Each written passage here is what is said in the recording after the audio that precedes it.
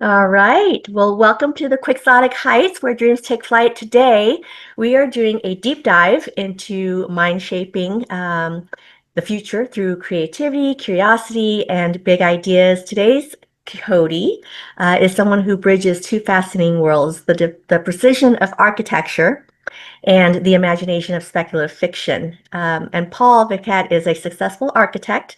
He is the author of The Disclosure Paradox, and it's a thought-provoking novel that explores what happens when truth, secrecy, and discovery collide on a cosmic scale. So in this episode, we're going to talk about the paradox at the heart of his book, how architecture and storytelling has overlapped, and why science fiction isn't just about the future, it's about understanding ourselves. So, whether you're a builder, a dreamer, or a little bit of both, this is a conversation you don't want to miss. Welcome, Paul, to the Quixotic Heights podcast show. Thank you for being here. Thank you for being here. It's an honor to be here. Thanks. Absolutely. So let's go right into it. What was your quixotic dream that got you to today? Uh, it has to be the realization that there are elements around us that people need to know about, um, questions that people have had for the ages as far as um, why we are here, what is our role, what um, what can we do to improve life for ourselves, and is there life somewhere else? Mhm. Um, and those are the questions that uh, drove me to on my path towards writing the book.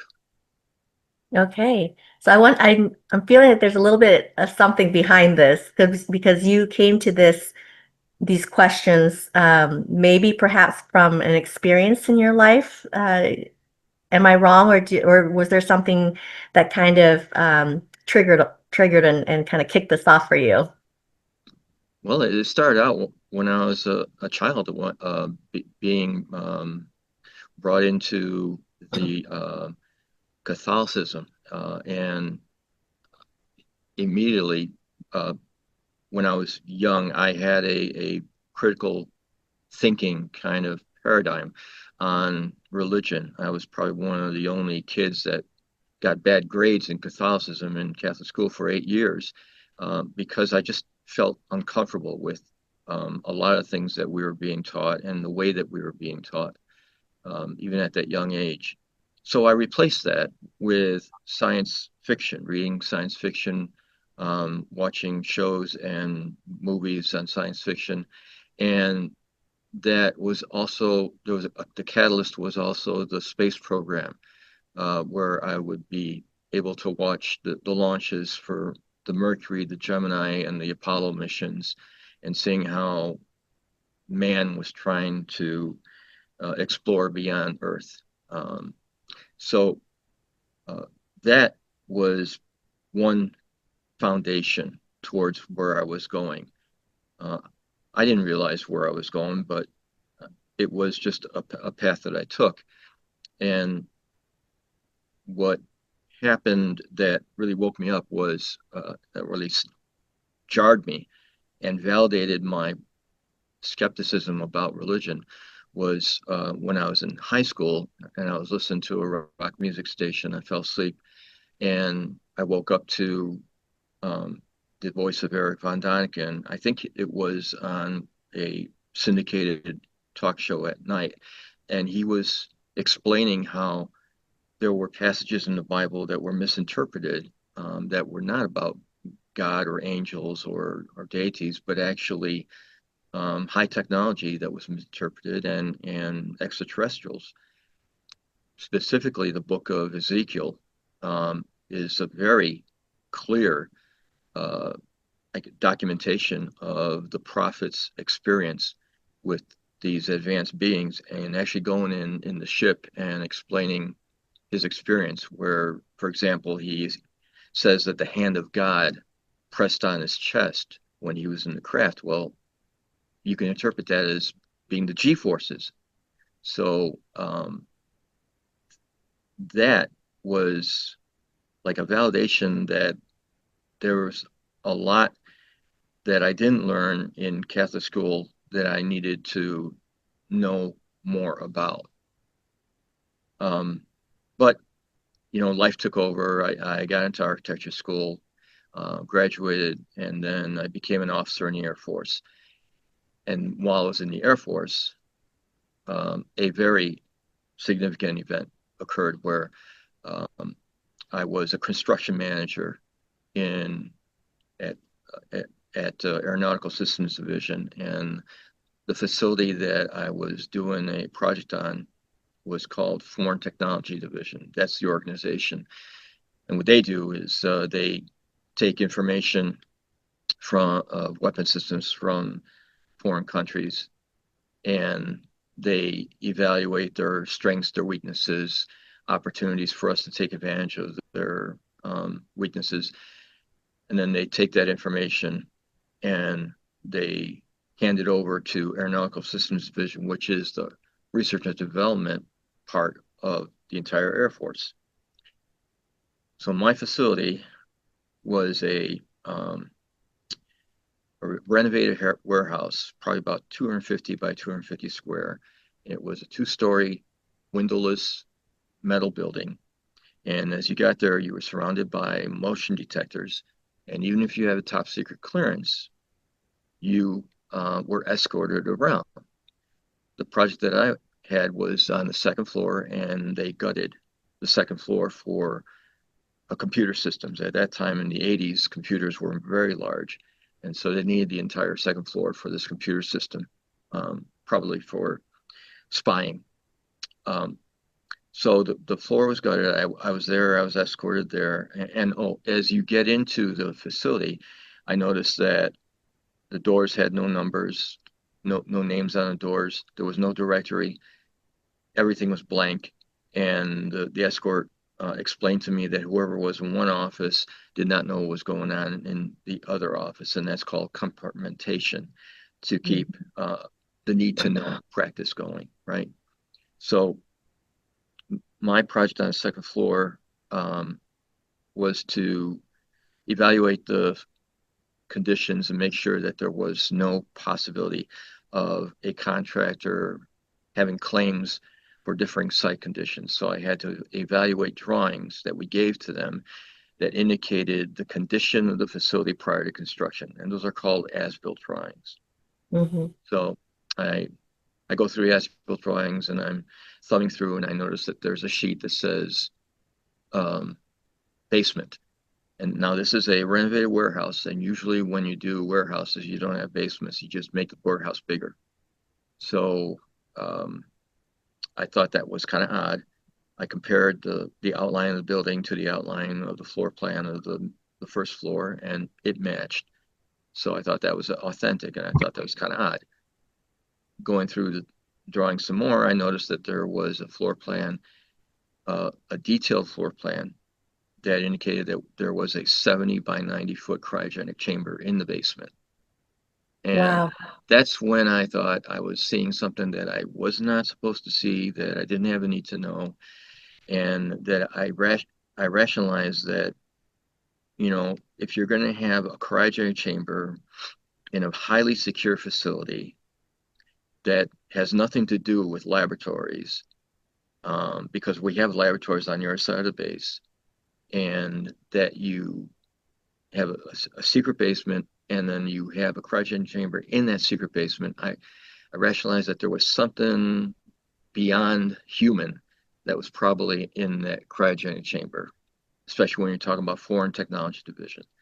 So the interesting thing is that I kept that in my mind. I put it in the back of my mind. It did not cause any stress on me.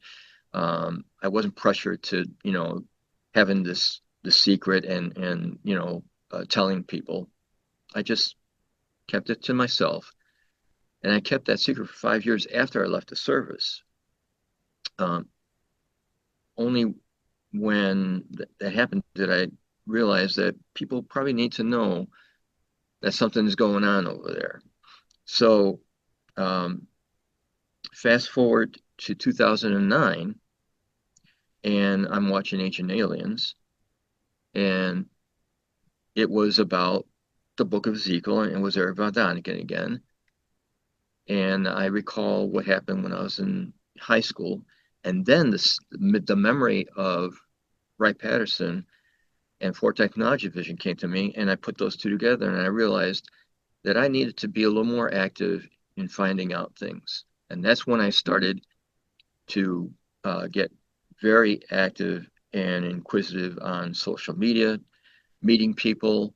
Um, I was interested in the the information about the Department of Energy having patents that had to do with saving energy and saving gasoline and reducing our dependency on foreign oil. And those patents were taken from inventors in the name of national security.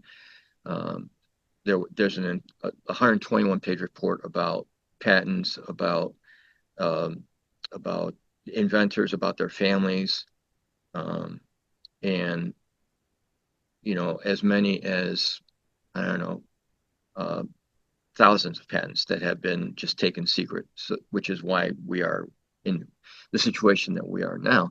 So that's one of the things.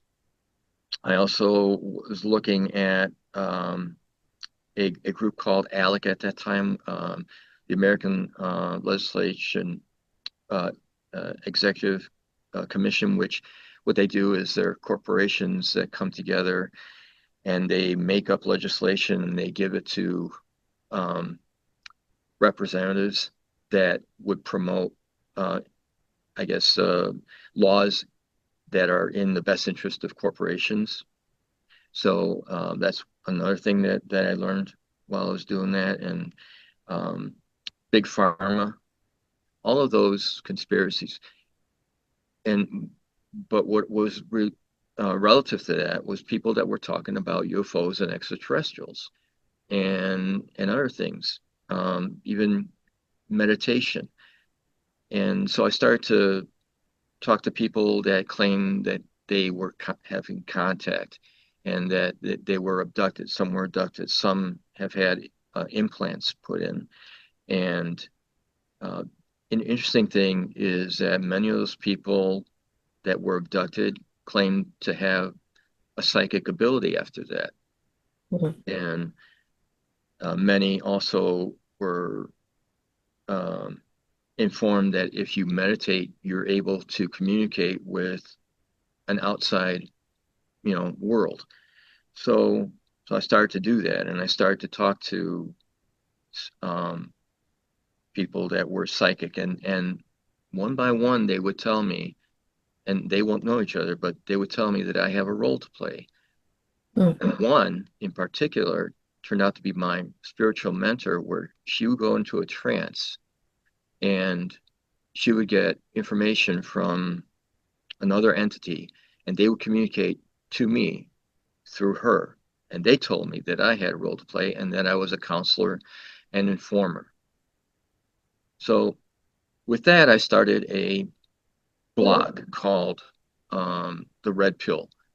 And that Like a blog God in the Matrix. caught on. And I also started a group in Facebook called Spirits and Healing. And we had as many as 300 people in there that all claimed to have contact, or, it was all topics that were relative to what I'm discussing now: spirituality, contact, um, being abducted, even meditation. It was all that.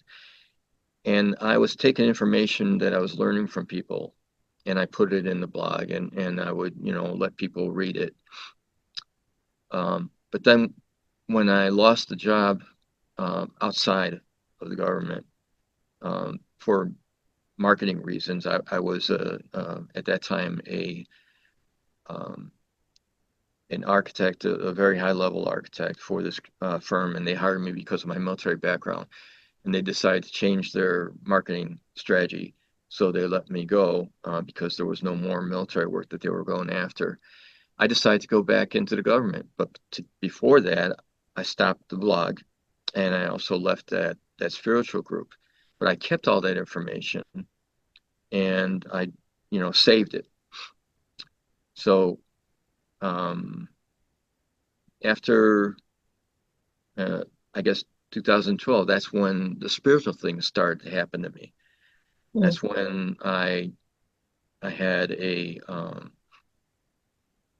an experience in meditation where I actually went into a wormhole, and that Interesting. was an amazing experience. If you saw the film Contact, Yes. it's like it was Oh just my like that. favorite. The Yeah. motion, there was color, vibration. My heart was racing. I was perspiring, and when I knew what was going on, I was back in my body. So that was the first like meditative experience Was that this I was this a documented. lead? Was this a meditation or was this a self meditation? Self meditation. Yeah, Wow. Okay. yeah. And then there was another one in 2014, 15, where I was just meditating quietly and I saw before me indigo cloud. And at the same time, I felt a euphoria. And I thought, oh, wow, this is really uh, something special because the euphoria that I felt was there was no such happiness here on earth. It was kind of like what people talk about when they are in near-death experience and they feel that light and all that. Mm. So as I focus on the cloud, it dissipates, and I see all across the horizon, um, like a beehive of activity, flashes of indigo.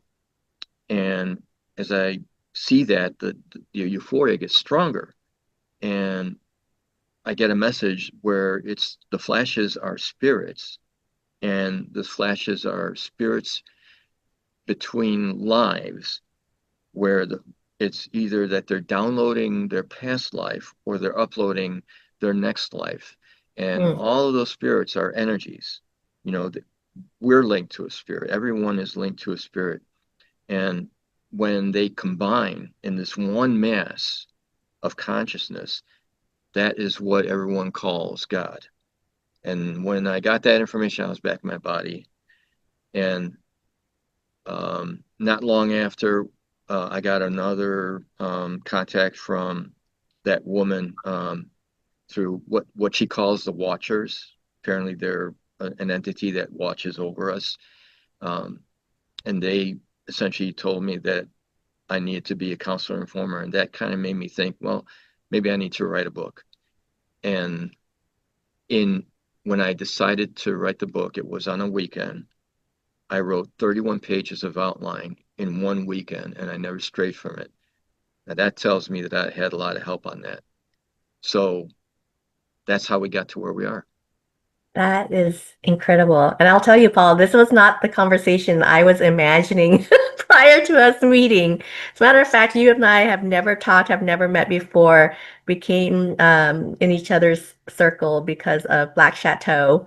And so this is a real treat. Thank you for opening up and sharing that with us. And I recently went to the Conscious Life Expo for the first time this year in Los Angeles.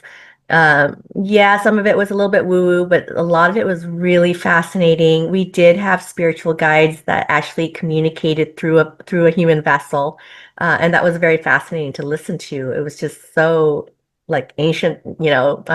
aliens kind of stuff. And I'm also a publisher, and one of my authors who for years told me, she's had all these encounters with extraterrestrials and, the ones that she did meet and everything. And I didn't, ultimately I did encourage her to publish her book with us. It's a short little memoir. It's called Some of My Best Friends or ETs. And Cool. it's just fascinating to me. And I do believe that, we're not alone and a lot of what we have. Is a one conscious thing, like we do have multiple lives and that kind of stuff. So thank you again. Okay, so you're also an architect. Yes. Tell me a little bit about that journey and how you went from how you dovetail also, right, the architectural, the Air Force, the government, and the sci-fi, like all of that into one paradox disclosure novel. That's fascinating to me. Well, as an architect, you know, you learn how to express yourself when you're going to architecture school. You know, you learn how to express your ideas. Um, so we get trained to be technical writers. In the Air Force, they train you also how to write. They train you how to write efficiently and effectively, not wasting words, not wasting paper. So I got that from the Air Force. Um, when when I started to write the book, because I am detail oriented as an architect, it was very easy to put together the scenes that involved um, places.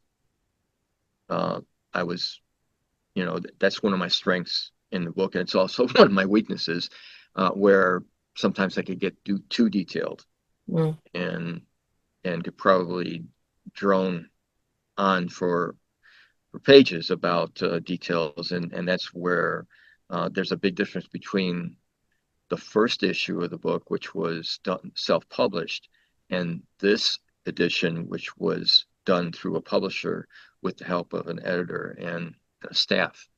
So um, it is one of my strengths. But the other thing about being an architect is, you're designing buildings for people, so you have to know how people relate to their spaces, to their environment, what makes them tick, what are their priorities, what are their dreams and their aspirations. And so taking that part of being an architect and applying it to writing made me a writer who really looked at the characters and portrayed them in a way that I wanted the reader to understand them. So, um, because of those two things, being detail oriented and having an understanding of human emotion and just understanding humanity, mhm. made me a writer that was better than most first time writers. I think that's fantastic. And to me, I think you're have you heard of plotter and pantser, that jargon that gets thrown out in the writing community? What is that? Plotter versus pantser. No, I didn't hear that one. Okay, so in the writing community, we have writers we put them in buckets, right? You're either a plotter or a pantser. Oh, The hybrid ones are plantsers. And just the fact that you've outlined the whole book in a weekend, to me, that tells me you're the plotter. You outline everything. You methodically think about each chapter, how it's going to begin, what the middle and the end is, right? And then you put it all together. I'm the opposite, Paul. I'm a pantser. I fly by the seat of my pants. I don't know what I'm writing until the characters tell me what they want to be, what they want to say and what happens to them. Um, so that always fascinates me. I tried being the plotter and it just went out the window. well, that's interesting that you say that, because I'm working on my fourth book right now, Okay. and I'm starting without a plot. I'm starting without an outline. I know what I want it to be about, but it's character driven. So I started with a conversation, a key critical conversation in the plot between two people. So that's where I You're started. you're evolving. That's amazing. Okay, so let's talk a little bit about your book, the disclosure paradox. Yes. What without giving away too much, what is it about? All right. So the Disclosure Paradox could be an autobiography. The main character is based on myself. All the characters are based on real people that I have encountered and that I've learned about, and that have special roles. Um, and abilities too, psychic abilities, um, contact uh, experiences, things like that. And it what it does is it guides the reader in the process of how I became a writer, really. Um, so it is physically, it is a journey, a cross-country journey with characters going from one part of the country to another part of the country on a quest. And one character has one quest, the other character has another quest, but doesn't reveal that quest until they get close to their destination. Hmm. So she's got like a hidden agenda that she doesn't talk about until a critical part in in the story. But it's also a spiritual journey where the main character starts out as just a simple UFO researcher, amateur ufologist, and um, he does uh, uh, lectures at conferences. And at this one lecture, he gets heckled because the audience finds out that he didn't go to these places that he was lecturing about, and so they kind of point to him as being a fraud. And that's where he gets rescued by a woman who is a Hikaria Apache woman. She's psychic, and um, one of the places that he indicates that he didn't go to was Dulce, New Mexico, which is a underground joint base between mercenaries and reptilians, and that's her home. That's a reservation, Mm. and so she takes him along and guides him to that place, and takes him with her. So th through that journey, they they meet different people, but he goes through a spiritual process where she introduces him to um, psychic people that tell him that he has a role to play and that this journey is important, and so that's what the book is about. It's every chapter could be a short story because every chapter um, is either meeting a new person or going to a different place, and um, there every chapter enforces that that part where there is a link between the extraterrestrials and our spiritual humanity.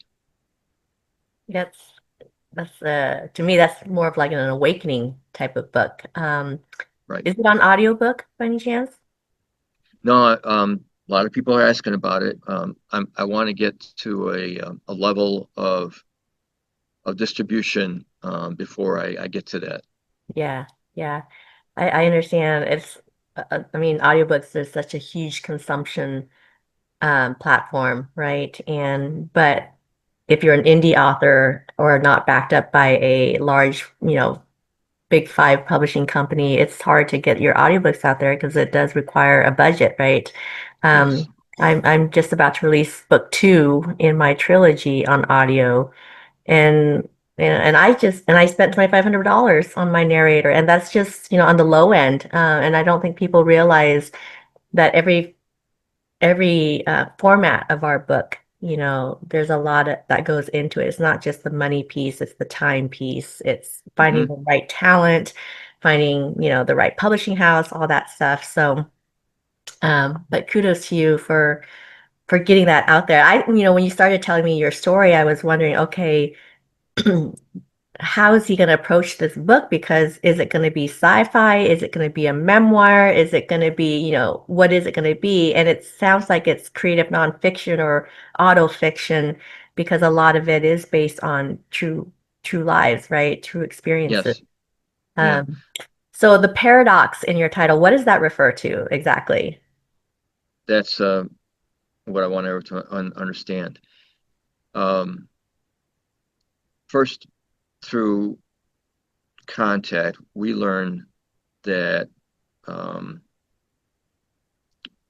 when we dropped the bombs on Hiroshima and Nagasaki, it was like a fire alarm throughout the universe because the universal community recognized that we were like children playing with fire.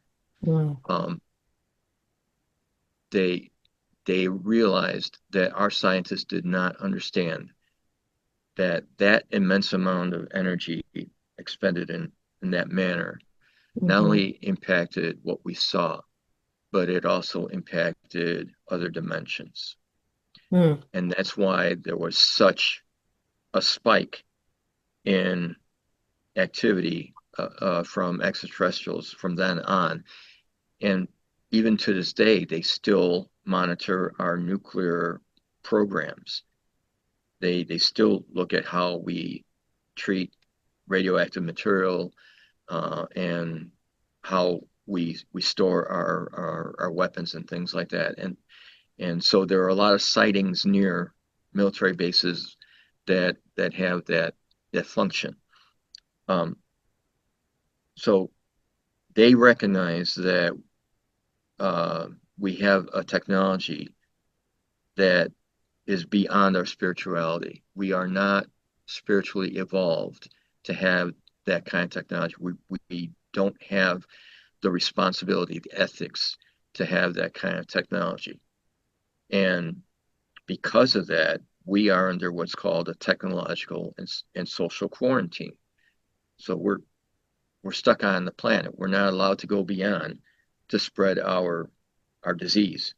Um, they recognize that it is our DNA that makes us violent, barbaric, have an mm, irrational obsession with possessions, and being racist to the point of genocidal on our own. We have mass killings of our own species, which is really frightening to them and causes them to think that we are probably the most dangerous species in the universe. So they're keeping us close tabs. And by the yeah. way, that DNA is our original sin, not what the Bible says. It's our DNA that we cannot get rid of Mm, from birth. Okay. So what we need to do in order for us to be with the universal community is to understand our flaws and work on them.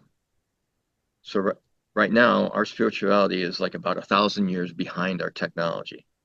Okay. mm, And they recognize that. And I guess one idea behind my book is to try and wake people up to that, to understand that we have our flaws and we need to work on them.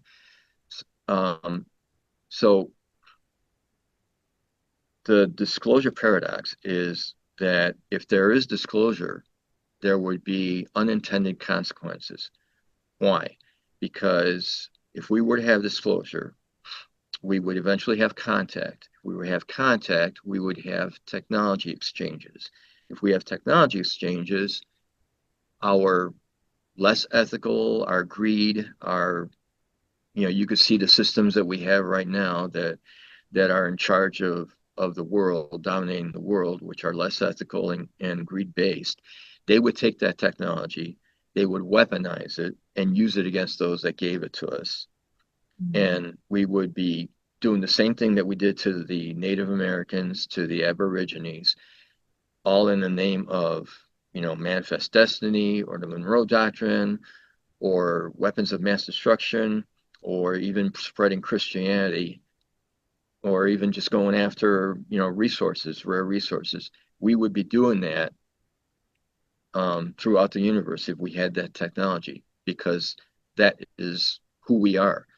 So they're keeping that quiet and they have advised our governments about that.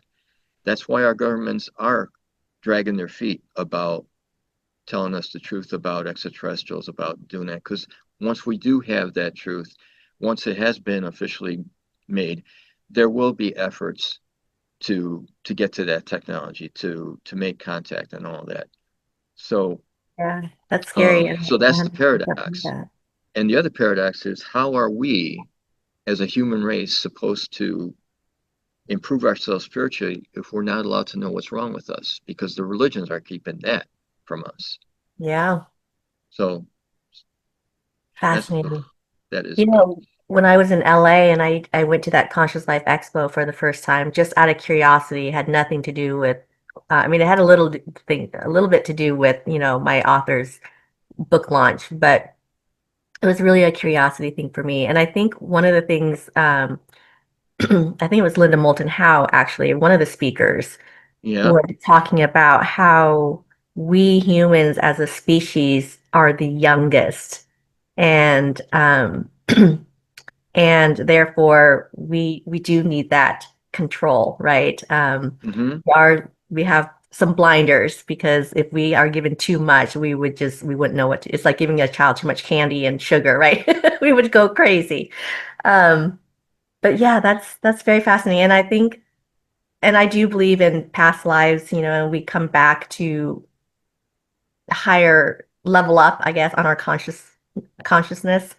Um, and a lot of times we repeat our humanity because we just don't learn from one life to the next. And That's a good but point. if Yeah. eventually, hopefully, we get there. But anyways, very fascinating stuff. Um, let's talk a So little I bit. have an equation for you Yes. that I have a hypothesis on, and it's about spirituality and technology. Okay. Okay. The reason that we see all these entities around, flying around, and their craft, um, is because they have survived, and they have survived for a very long time. They may not be as intelligent as us, but they are more developed than us. They've been around for many, many, many years, ages uh, longer than us. And that's why they've been able to develop their technology. And the reason is because their spirituality is as high as their technology. Mm, So when you have an imbalance, if you have, for example, a lower level of spirituality and a high level of technology where we are, you have a greater chance of self-eradication. If you have a higher level of spirituality and a lower level of technology, you have a greater chance of being assimilated by a more intelligent or more advanced race. So it's very important that we balance our spirituality and technology. yeah, absolutely. Wow. This is fascinating. I think I can talk to you for another hour. We might have to do a part two. Well, the second book is coming out in October. Okay, so we'll invite you back on. You know how Yeah. to get on now. You fill out that form, you book a time on the calendar and let's do it. Um, how do you balance, Paul, between, I mean, you're an architect, so you do world building, and by the way, do you do commercial or residential designs? Uh, What's your um, I'm with the U.S. Army Corps of Engineers, and the district that I'm in, our clients are all in the Middle East. mm, So we do military-based projects for the Air Force, the Navy, the Army, even our allies. okay. UAE, Jordan, Saudi Arabia, Bahrain, all those places, Egypt, and Saudi, and as I mentioned, Saudi and Qatar. Okay, got it. So how do you how do you balance the science with the world building? The imaginative world building, I should say, because they're two different. One's more, imaginative and creative. The other one's more fact-based and science-based. Um, It's kind of a schizophrenic existence, isn't it? mhm, Uh, However, to me, writing is the same energy, the same uh, satisfaction of creating a building, um, because it is creativity. But instead of using line work and your skills and your graphic talents, it's using words. Mm, and your mm, ability to express and describe with the words. So it's the same energy. Um, the I'm very pragmatic, so the the part about being an architect and being an architect with the government, it's a job, and I keep it that way. It doesn't impact my the rest of my personal, life. But I do it well, and when I'm here, I do my very best. But and it is a means to to live, right? To survive, to have food on the table and having a house. But the writing part is almost like a hobby. In hmm. fact, it is. It's certainly not earning money, I'll tell you that. Yeah, we authors always have these grand, dreams, these quixotic dreams that we're going to be the next Stephen King or J.K. Rowling's or whatever. And then we realize, oh, we're only making $2 here and there. I know It does become an expensive hobby, unless there's a way to turn it into a business to monetize it and, have the different sources of streams of income. Um, let's talk a little bit more about architecture because I'm kind of curious, are there any architects that have inspired you or, kind of build that foundation for you as you start to build and plan these structures? Yeah, I think so. You know, I the inspiring ones are able to use light in a very creative way and natural materials. Alvar Aalto of Finland um, was a favorite of mine. Um, Le Corbusier with his free forms and just his revolutionary international style. Mm-hmm. Um, but recently, the work by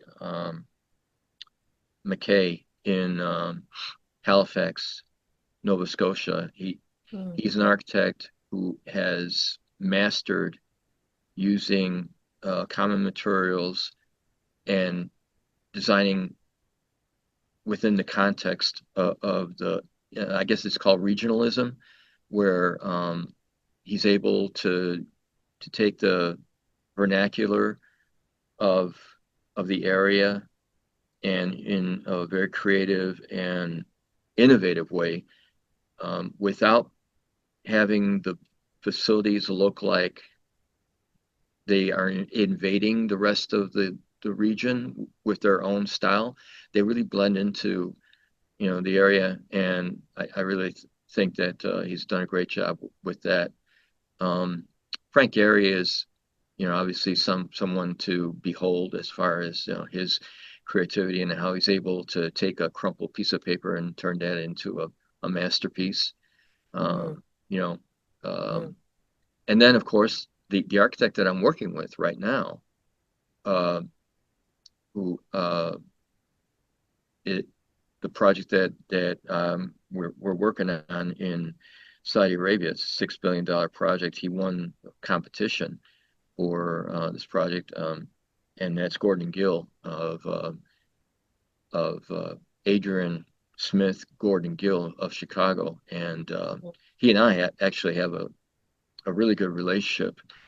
He's world famous. He's done the Burj Khalifa in Dubai. That really tall tower Mm-hmm.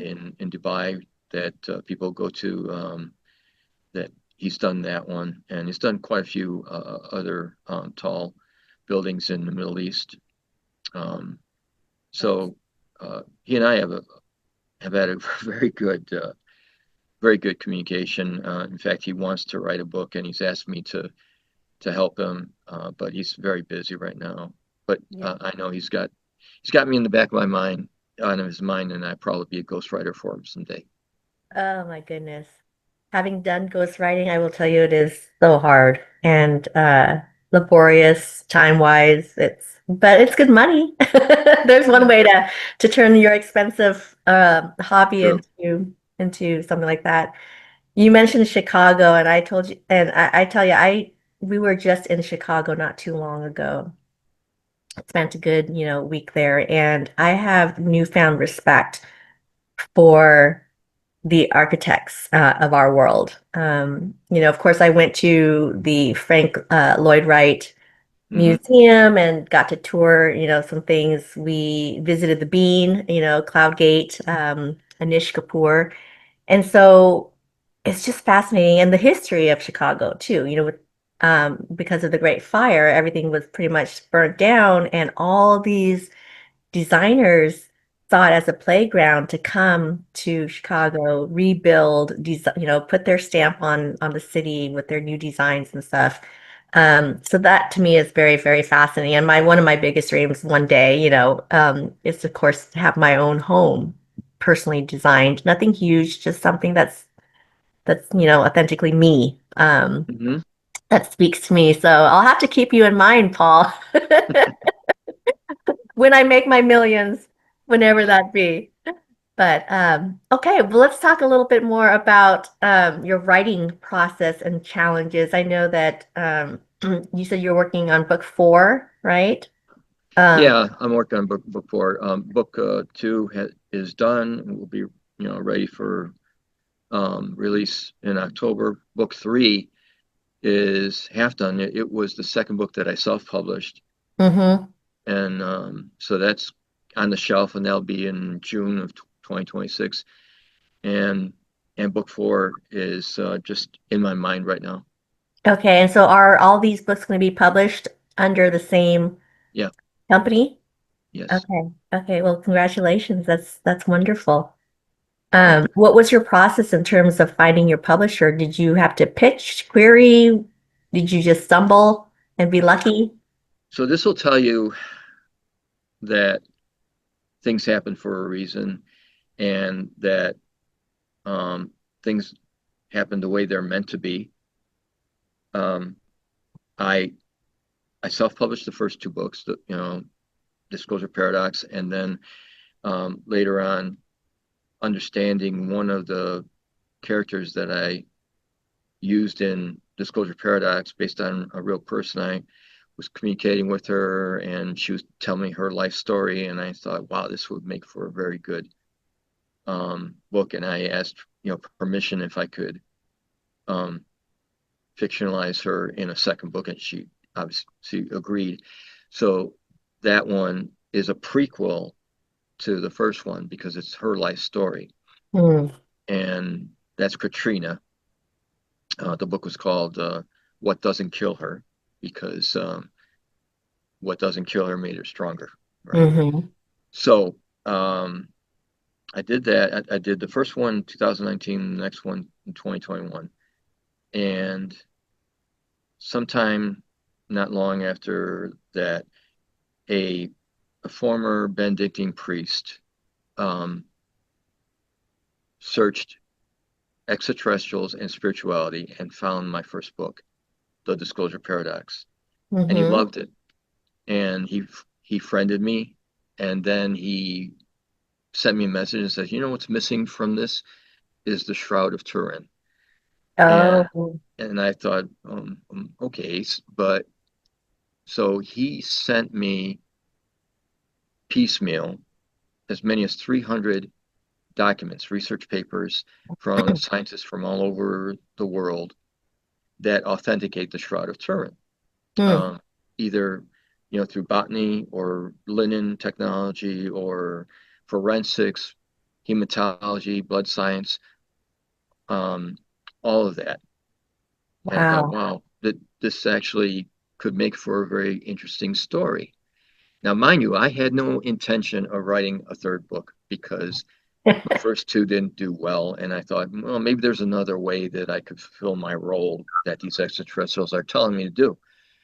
So um, I thought, okay, this would make for a good book.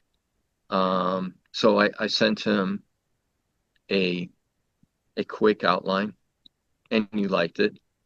And then 6 months later, I wrote the manuscript in draft, sent it to him, and he loved it to the point where he's actually written the foreword.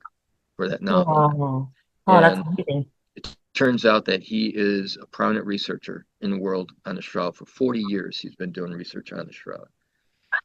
And I have an entire chapter in the shroud that goes through, it's like a Reader's Digest of the papers that he sent me, Mm, where I have two of the main characters having a conversation at a table in a lobby with a group of scientists, all um, talking about their specific discipline that would authenticate the shroud. hmm. And so that's a great chapter, right? And and that's the heart of the book. That's where people realize, holy cow, this thing is actually very real. So uh, I put it together and I decided, okay, I'm going to go through the process again. I'm going to query.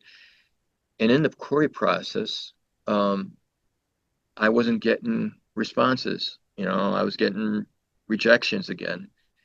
And I had a good, I went through some people to help me with editing and with editing the query letter, but still no success until I was on Facebook and I got a pop-up message from a guy and he says, "Hey, can you add me to this group?" And apparently I was an administrator on this group. I was made administrator a while back and it was called Writing Journeys. And it turns out that he was the founder of this group. So I let him in, and this guy turned out to be a famous author and editor. And he thanked me for being the administrator on the group to the point where he actually read my query letter, made some changes to it, and then he was interested in the book. So I sent him the manuscript and he liked it. And it turns out that he had his own publisher. And so he forwarded it to his publisher and they liked it to the point, where, we were going to talk about it. And when they found out that it was in the book three of a series, they wanted the other two books. I gave to them. They and that's how I got a publisher. I love it. You sold the whole series just like that. And I say just like that loosely because it's never, Oh, it's no. never overnight. Um, but you had the right connections, it was the right timing, it was just the stick-it-to-itness, right? Like you didn't give up. And that's super important, I think, with writers. If it wasn't for the monk searching on the internet for Yeah. my book for that topic, not my book, just for that topic, and if it wasn't for the editor, Bob Yelling is his name. He passed away in October from cancer. If it wasn't for him, this we would not be talking. Yeah. It really is about that human connection, how our lives are so interwoven, um, and things lead from one thing to another. I'm gonna backpedal a little bit because Okay. I don't think everybody knows what this shroud is. 'Cause, Oh, okay. I mean, I do. I'm Catholic, but let me, maybe you can tell our listeners a little bit about what's so significant about it. All right. So, can I show you the cover for the second book? Absolutely. All right. The disclosure paradox, salvation. Okay, yeah. Yeah. Oh, there's an underground. Okay, No, what that is it's St. Peter's, and okay, I had the artist draw DNA as if Da Vinci drew it, okay, okay. and then the background is the shroud, right, in the lettering. So, um, what I learned about the shroud is very critical that people don't understand. First, the blood on the shroud has no human match. Mm, That's one thing. Second, the DNA they found out is different from human DNA. Okay, so that tells me that there was something special about that person that that got buried there. Um,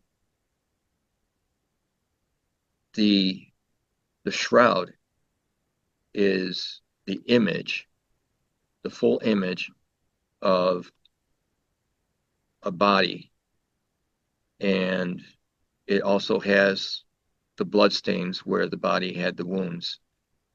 And it what happened is that a researcher took a photo of the shroud and made it into a negative. And when he did the negative, it actually was a a photograph. So the image of the shroud is actually like a negative of a photograph.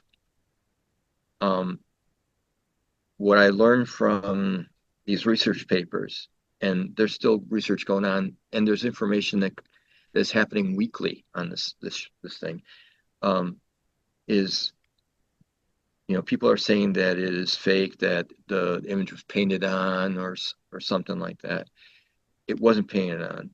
Um, for us to replicate that image, we would have to have micro lasers calibrated perfectly to make a three-dimensional image. And to power those lasers, it would take at least 16 billion watts of energy. Mm. And in order for that to make that image with the lasers, we would only use those lasers at 1/40,000th of a second. We Wow. don't have that technology. We don't have that technology. And what I've also learned is that that image was done through a radiological event. In other words, radiation caused that image.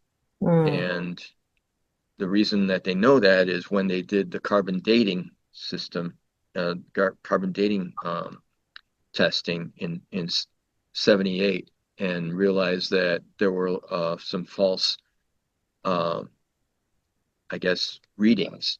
Mhm. That's when, in I think 2012, scientists realized that the radiation caused the false readings on the linen. So there's a lot that people don't understand about that, and it in my opinion, it is something beyond this world. Yeah. Yeah. So Thank you for my hypothesis about the book uh, is that the blood is special. Um, the Bible has 376 verses about the blood, and I don't think that's an accident. I don't think it's a coincidence. So put that with the the verse that says that um, the blood of Jesus will wash away the sins of the earth. And I am taking that literally. What if we were to have technology someday where we could harvest the DNA from the shroud and use it to repair our own DNA, which has its flaws, and be like him? That's what the hypothesis is about. Wow, that's beautiful. I want to live long enough for that. Okay, let's switch. I like to do lightning rounds. Do you know what those are, Paul? Lightning rounds are when I'm just gonna quickly ask you a question and you're gonna quickly answer. First thing that comes up in your mind, okay? We'll All have right. fun. All right. Favorite building or structure? Um, geez, favorite building or structure? I guess that would have to be the one that we're designing right now in Saudi Arabia. Okay. What about a book that changed your life? A book that changed my life. Um, boy, I think it would have to be, um,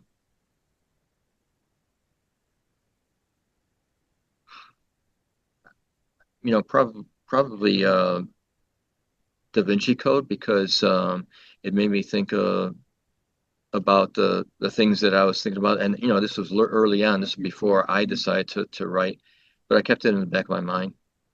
Sweet. Okay, what about a sci-fi concept that you believe will be real, will become real? Um, Warp speed. Hmm? Dog, cat, or other? What's that? Dog, cat, or other? Definitely dog. Okay, and then the last one, Chinese food or Vietnamese food? Wow.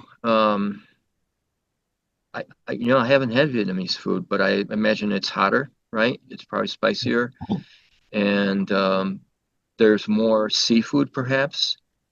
So I would go for that. You would go for Vietnamese food? All right, Yeah. come to Oklahoma. I'll cook for you, Paul. Okay, my last thing before we wrap up is I want to play a little game here. It's a hypothetical sci-fi scenario. Okay, All right. so let me set the stage for you. In the near future, okay, there's going to be a breakthrough in neuroscience, which will allow people to design and install architectural space directly into our memories. Wow. Okay. And this virtual environment is going to be real, it's going to be vivid, physical buildings. You can go in there for therapy, you can go in there for education and learn. There's even prison reform. I mean, think Matrix, right? Um, you, Paul, have been selected as the global initiative creator to first build this cognitive city, and it's a fully immersive artificial mental landscape that millions of people are going to go into. Okay, this is their inner world that they can escape to learn, to reform, whatever. But here's the catch. So once that environment is built, it can't be removed without causing psychological harm. Okay, Wow. so you're essentially building this mental infrastructure for people to live in and have a life. Would you take the job? And if so, why? If you're making are you making a utopia, You essentially, you say? could. You could. This is your design. Yeah. Um, I'll take it because life on Earth is temporary anyway. This is a really a school for our spirits, and whatever happens here happens, just in this moment, and it's not forever. mhm. So even the loss of life or the disability is not forever, and the benefits outweigh the costs. Yeah. So do you think there are ethical responsibilities for, people wanting to live in this space? Even, I mean, they could waste their entire life, right? If they wanted to, uh, in this virtual Yeah. environment. One thing that I say, like in the book, is that we are here to make life better for others instead of making life better for ourselves at the expense of others. So I would follow that. Yeah. Like I see my son who's 16, on video games, and I feel like, oh my God, he's like missing out on so much right now, just stuck in front of that TV playing his video games, immersed in, a fake football game or whatever. But the other thing is, how would you design the environment? What would you put in there? What would you create? Well, I certainly have a lot of open space and parks, um, interaction for the public. I would uh, ensure that there's a hierarchy of housing, but that just because someone is not wealthy, they don't get the amenities that the wealthy get. I would certainly ensure that everyone has light, natural light, and um, that um, the uh, the densities are kept at a sane level, right? Hmm. Okay, I'm going to challenge you to write a fifth book about this. Well, my fifth book is going to be actually two war stories that fictionalize my grandfather and my father during World War II. Mm, wow. That's amazing. Okay, well, we'll have to have you back on this Quixotic Heights podcast here. Are there anything are there any topics that we didn't cover that you want to also chat about? You mentioned like how our lives are interwoven and things. And what I want people to understand is that other people have a greater impact on your life than you have on yourself. And so there are things happening. There's someone doing something, um, you know, far away right now that eventually, because of a chain reaction, will impact you somehow. And you don't know it, but that's the way life is. We all have an impact on each other, and it's important to understand that um, also that we all have roles. Mm, Some are bigger than others, but we all have roles to play, and because of that, we should try and make things as as good as possible for those even that we don't know. It doesn't matter if you know the person or not. hmm Um, And the other thing is that if people are not meditating, they should take it up because it's a gift that we have. And once you start meditating, you open up that gift and it starts to be stronger. And meditation is listening to God while praying is talking to God. So in meditation, you will get information. Einstein used meditation a lot. Da Vinci was a meditator. So it's very important to open up that gift and learn more about yourself and the world you live in. I'm glad you brought that up because I'm helping somebody work on a book right now, and one of the things is about self-care, and meditation is one of them. I feel like I need a meditation 101 class because I don't know how to meditate. Like I'll just sit there, I'll close my eyes, I'll think, No, my it's mind just wander. it's breathing discipline. Just Okay. focus on your breathing in and out, in and out, in and out. Once you do that, you will not think of anything else if you focus on your breathing. And then focus on your body, piece by piece. Focus on each piece and imagine feeling what you are thinking about. For instance, feeling the tips of your toes and moving up to the ankles and all that slowly and gradually until you reach the top of your head. And that's how you, first of all, zone out everything else. You focus on yourself and you start to get in that place where you're supposed to be. Oh, that's so powerful. And it also reminds me of a friend who had a motorcycle accident, was completely paralyzed and was told, one in a million chance that you'll ever be able to feed yourself again. And he's still in that recovery. Um, but he is walking, he is riding his bike, he's traveling across the world on an adventure to, help find cures for spinal cord injuries, that kind of stuff. And I think and one of the things he talked about was the meditation where his sister painted his toes, you know, because he couldn't do anything about it to fight back for one. So she thought it was a ha-ha kind of thing. But he focused on each one of the colors on his toes, Yes, how those connected visually to, certain parts of his body. And over time, it's just amazing. He started to have feelings again and started movement again. So I believe that, meditation is so powerful, but a lot of us like me, I don't even know how to start or what to begin. And that roadmap that you just gave me, is amazing because I will start focusing on the breathing and then my body, at certain points. So thank you for that. And I do yeah, believe in the whole butterfly effect. One thing over here is going to affect something over here, oh yeah. and we are definitely very connected. So with that, thank you, Paul, for being on the show. Um, how do people find you? Where do they follow you? Um, the Disclosure Paradox, all one word. That's my website. It's a great website. I try and keep it up. I'm on Blue Sky also as a PGV author.